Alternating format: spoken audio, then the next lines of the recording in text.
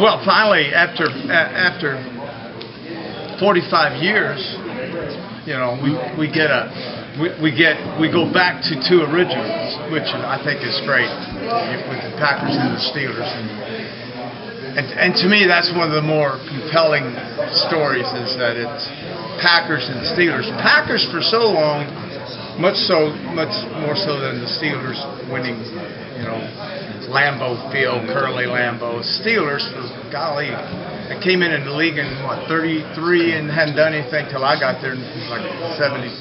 So not a lot of playoff experience, but now championships we have is something we all identify with. And it's also another nice story is it's really two small towns.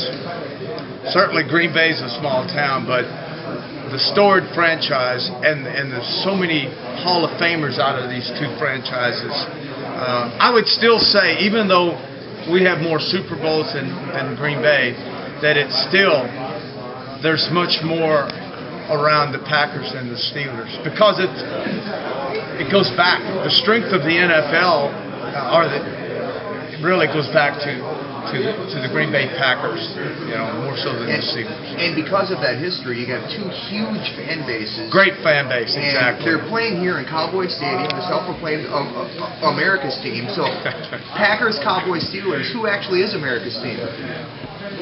Oh, I guess who's ever winning that year, you know. One way to look at it.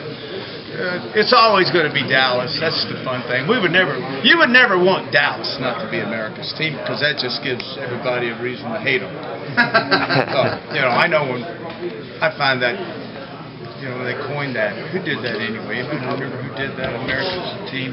NFL Films, I think. Yeah. So it's, but right now, in this, I'll tell you what's a question. Who's America?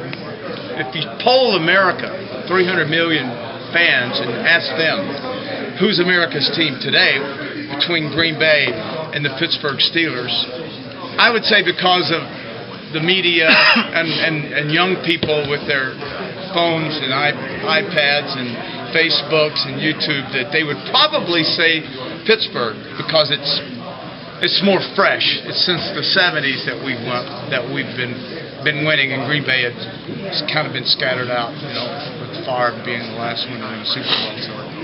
So that's kind of how it goes, you know. It's whatever, you know, it's the new age thing. So if the 60s Packers at their prime, and the 70s Steelers at their peak played each other, who wins? The Steelers would have won in the set. Oh, that actually.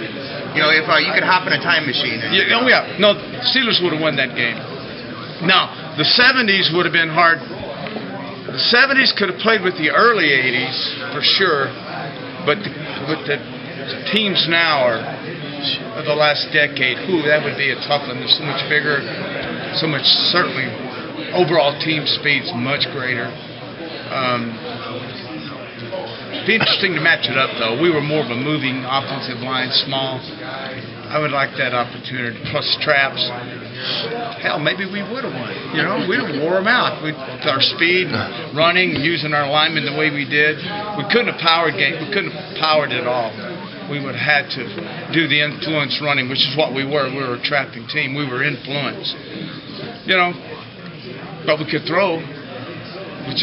We don't have 4.240 on the outside. We had 4.540. So, but if your 70s team though played the 60s Packers teams, you know, we beat them. We beat them. Terry, beat them. Yeah, I'm not saying that humbly either. I'm saying we beat them. Talking about Bradshaw. Right. We did play them once. 70 maybe. Played them 70 and they beat us. But they're a good team. Taylor and Boyd Dowler. And Davis at end, wow, pretty cool. I could have played without just staring at all my heroes over there. But, yeah, we beat them. Sorry, we beat them.